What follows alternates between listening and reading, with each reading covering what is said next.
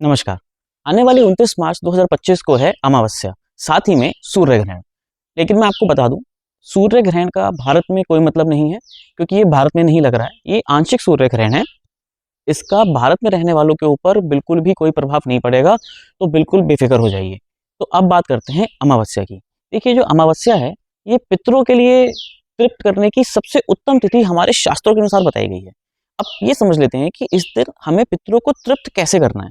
देखिए, सबसे पहले ये समझ लीजिए कि जो हमारे 30 दिन होते हैं ना, तो ये पितरों का एक दिन माना गया है। 15 दिन का एक दिन होता है और 15 दिन की रातें होती हैं।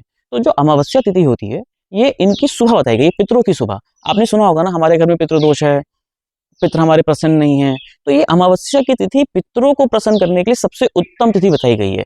और ये एक शास्त्रीय तरीके से हम पितरों को खुश कर सकते हैं, और ये एक उपाय भी है। आपने देखा होगा, लोग एस्ट्रोलॉजर्स के पास जाते हैं और वो उपाय बताते हैं, भाई ये पूजा करा लो, वो पूजा करा लो। ये आप सब कुछ खुद ही कर सकते हो।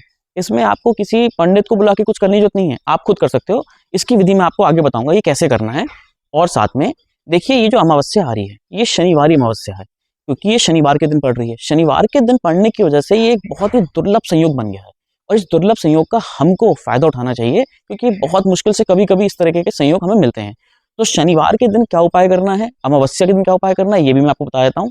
देखिए, सबसे पहले ये समझ लीजिए कि जो ये पितर हैं, हमें इस दिन अपने पितरों को प्रसन्न करना चाहिए। प्रसन्न हम कैसे करेंगे?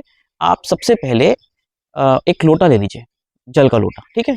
जल के लोटे में आप गंगा जल डाल लीजिए, नॉर्मल जल जो सादा जल होता है अपने घर का वो डाल लीजिए, कुशा घास डाल लीजिए, और एक तुलसी पत्र डाल लीजिए, ठीक। उसको अपने सामने रख लीजिए। अब आपको गीता का 7वां अध्याय पढ़ना है। देखिए, कोशिश करिए खुद पढ़ने की। आप खुद पढ़ेंगे ना, तो उसका प्रभाव अलग होता है, बजाय है कि आप किसी से करवा लें, ठीक है ना। आप उसको खुद पढ़िए, कोशिश कीजिए संस्कृत को पढ़ने की, नहीं तो उसको सुन लीजिए कहीं पे इंटरनेट पे, ठीक है, अगर आपसे नहीं पढ़ा जा रहा है तो। लेकिन अगर आप पढ़ेंगे तो उसका प्रभाव ज्यादा अच्छा आता है। तो आप 7वां अध्याय पढ़ लीजिए। अब आप सब 7वां अध्याय पूरा पढ़ लेंगे, इसके बाद आप क्या कीजिए, आप उस लोटे जल को दक्षिण दिशा की तरफ मुख करके आपको क्या करना है कि आपको ये जल पितरों को देना है।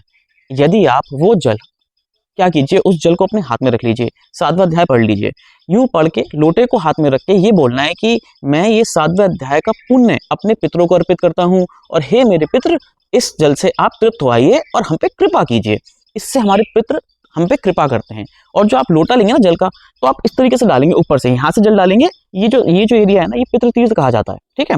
तो यहाँ से जल होता हो जाएगा, और आप नीचे एक बर्तन रख लीजिए, क्योंकि आप घर पे करेंगे, है ना। तो आप घर पे करेंगे तो नीचे बर्तन रख लीजिए। अब वो जो बर्तन में जो जल इकट्ठा हुआ है, ठीक है, उस जल को आप पीपल के वृक्ष में डाल दीजिए, ठीक है। ये तो बहुत आसान है। अगर आपको पीपल वृक्ष नहीं मिलता तो आप किसी दूसरे वृक्ष में डाल दीजिए, लेकिन कोशिश कीजिए कि पीपल वृक्ष में जाए, क्योंकि पीपल के वृक्ष में डालने से पितरों को तृप्ति प्राप्त होती है।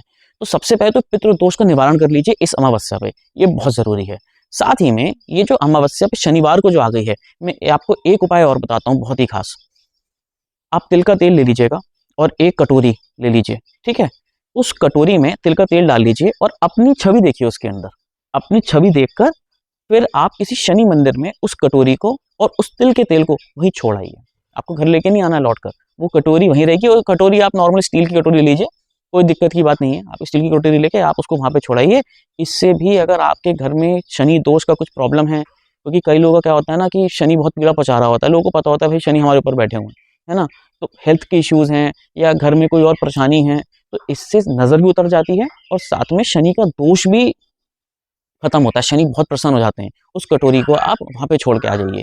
तो इस प्रकार आप इस शनिवार को, अमावस्या वाले दिन, इसे को भूतली अमावस्या भी कहते हैं, मैं आपको बता दूं, तो सूर्य ग्रहण का कोई प्रभाव नहीं है, इसका कोई मायने नहीं है हमारे देश में, इसलिए बेफिक्र रहिए सूर्य ग्रहण से। लेकिन अमावस्या के दिन आप पितरों को तृप्त कर लीजिए, इससे बहुत सुख प्राप्त होता है। आपके परिवार में सब लोग बहुत प्रसन्न रहेंगे। ये उपाय करके देखिए, आपको बहुत फर्क पड़ेगा। साथ ही में मैं आपको जाते जाते एक बात और बताना चाहता हूँ। अमावस्या के दिन कोई पुष्प और पत्र नहीं तोड़ते हैं, तो तुलसी का पत्ता बिल्कुल मत तोड़िएगा, ठीक है। साथ ही में आप इस दिन किसी के दूसरे के घर का अन्न मत खाइएगा। अपने घर का खा सकते हैं, मतलब अपने भाई के घर का खा सकते हैं, अपने माता पिता के घर का खा सकते हैं, लेकिन बाहर जाके जैसे लोग खाते पीते हैं ना कि दोस्त के घर पार्टी कर लेते हैं, इस दिन कोशिश करिए किसी के दूसरे के घर का अन्न मत खाइए। क्योंकि जब आप दूसरे के घर का अन्न खाते हैं, तो आप अपना 1 महीने का पुण्य उसको देकर आ जाते हैं, वो दान हो जाता है।